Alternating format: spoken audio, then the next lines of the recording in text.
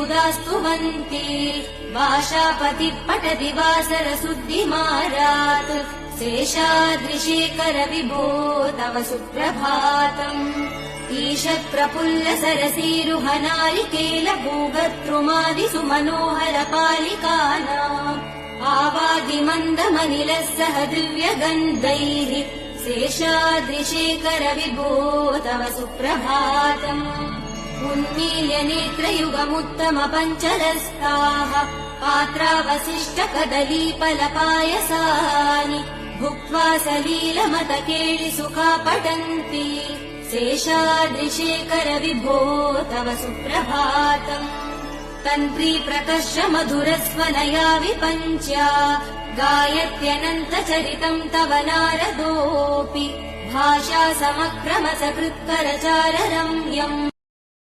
Download ShareChat.